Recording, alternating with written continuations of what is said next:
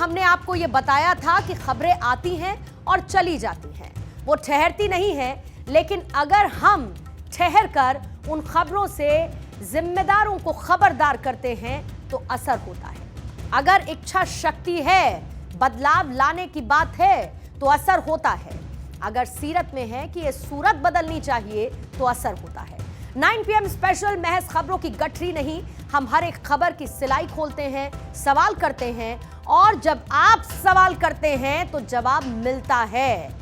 इस हफ्ते की शुरुआत के साथ ही हमने हाफते हुए एयरलाइन सिस्टम पर सवाल उठाए थे और हर चैनल से उलट हमने यात्रियों को नैतिकता का पाठ नहीं पढ़ाया बल्कि जिम्मेदारों पर सवाल किया। और जैसा कि मैंने कहा कि सवाल करो तो जवाब मिलता है।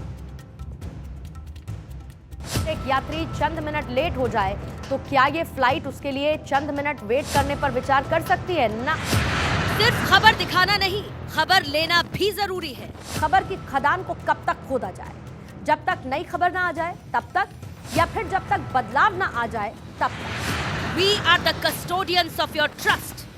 एक यात्री को आप हवा में 100 मिनट तक वॉशरूम में बंद रहने देते हैं और कोई जीरो टॉलरेंस पॉलिसी नहीं है, कोई कार्रवाई नहीं है। लेकिन सवाल ये कि ऐसा क्यों? We raise your questions। और तरफा रवैये को समझ पाएं, यानी एक तरफ यात्रियों पर एक्शन तो दूसरी तरफ क्रू मेंबर्स की बड़ी लापरवाही और उसमें हेल्पलेसनेस दिखाने की कोशिश। और भरोसा रखिए, हम हर बार जीतेंगे क्योंकि सवाल करो जवाब मिलता है। 9 PM स्पेशल ने जो मुहिम चलाई थी उसका एक असर देखने को मिला है। CAS ने इंडिगो पर जुर्माना लगा दिया है।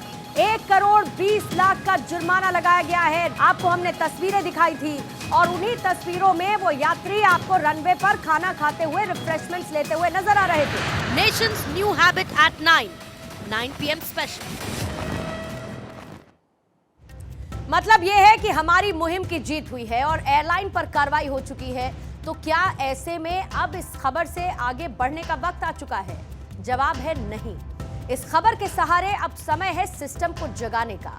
खबर है ठंड में ठंडी पड़ती भारत के यातायात की। यहां पर एयरलाइंस के सिस्टम में समस्या है और समस्या से जुड़ी हर तस्वीर तो दिखा नहीं सकते क्योंकि समय की लगाम साथ है। और ऐसे में पूरा माजरा लोकसभा सांसद शशि थरूर के एक पुराने ट्वीट से आइए समझते हैं।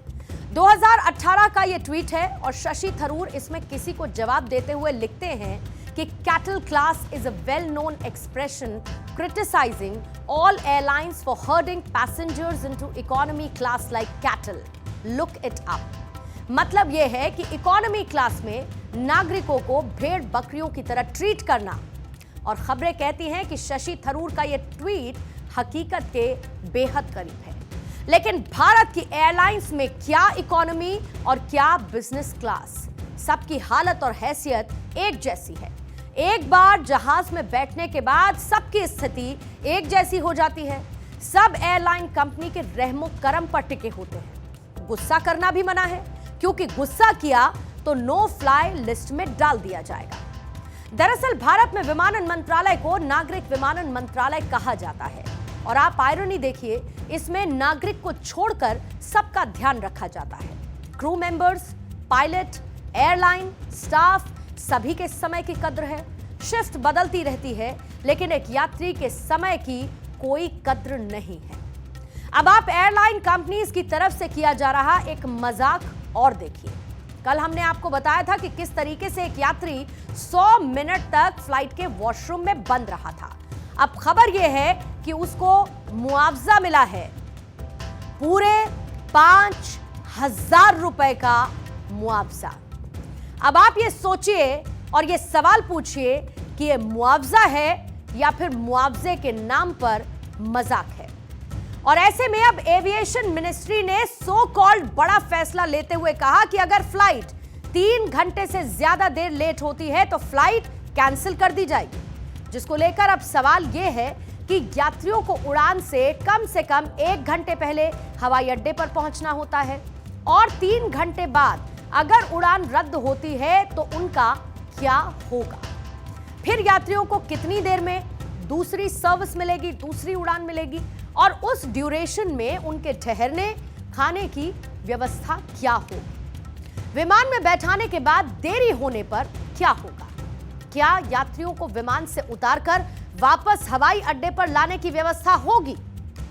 भारत विकास पथ पर तेजी के साथ आगे बढ़ रहा है। मतलब 140 करोड़ लोग आगे बढ़ रहे हैं और तेजी से बढ़ते हुए भारत में फ्लाइट से यात्रा करने वाले लोगों की संख्या भी बीते वक्त में बढ़ी है। 2023 में भारत में 15.2 करोड़ से ज्यादा यात्रियों ने हवाई यात्रा की है। नवंबर में 9% की बढ़ोतरी हुई और महीने में 1.27 करोड़ लोगों ने एयर ट्रैवल किया है। 2023-24 में 371 मिलियन यात्रियों और 2024 और 25 में 412 मिलियन यात्रियों के उड़ान भरने की उम्मीद है। यानी सीधी सी बात यह है कि ट्रैवलर्स की संख्या आने वाले वक्त में और ज्यादा बढ़ेगी, ये तय सा नजर आता है। यात्री बढ़े हैं, समस्या भी बढ़ी है।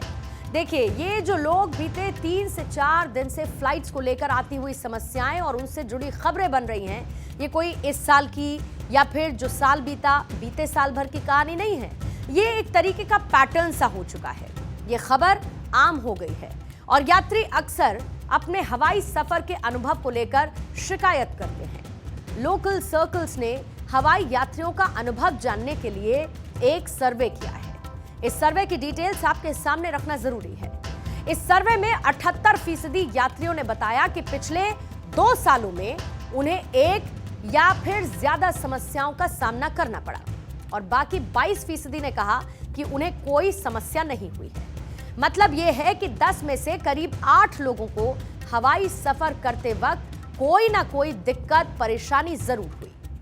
35% यात्रियों को बोर्डिंग, चेक इन और बैगेज हैंडलिंग में दिक्कतें महसूस हुई हैं और 17% ने बताया कि एयरलाइन कंपनियां उड़ान से जुड़ी हुई जरूरी जानकारी समय पर नहीं देती हैं। 17% को फ्लाइट्स देरी से उड़ने की वजह से परेशानी का सामना करना पड़ा है और 9% लोगों को फ्लाइट और एयरपोर्ट पर एयरलाइन कर्मचारियों का व्यवहार अच्छा नहीं लगा है। कई लोगों को एयरलाइन काउंटर पर कुछ मिनट देरी से पहुंचने के कारण बोर्डिंग से साफ तौर पर मना कर दिया जाता है, जिसके बाद उन्हें अगली उड़ान के लिए एयरलाइन के टिकट काउंटर पर ले जाया गया और एक्स्ट्रा चार्जेस उनसे लिए गए ताकि वो दूसरी फ्लाइट ले सके। अब आपको एक और सर्वे रिपोर्ट देखनी चाहिए जहां पर यात्रियों से एयरलाइन में मिलने वाली सुविधाओं को लेकर सवाल किया गया और इस सवाल के जवाब में 88% लोगों ने कहा कि एयरलाइन कंपनियां यात्रियों की सुविधाओं में कटौती कर रही हैं। अब जरा गौर करिएगा, यही सवाल 2022 में पूछा गया था। तब 78% लोगों ने सुविधाओं में कटौती के सवाल का जवाब हां में दिया था। यानी कि यह आंकड़ा 2022 में हुए सर्वे के मुकाबले 9% अधिक है। यानी कि साल बदला, समस्याएं बढ़ी हैं।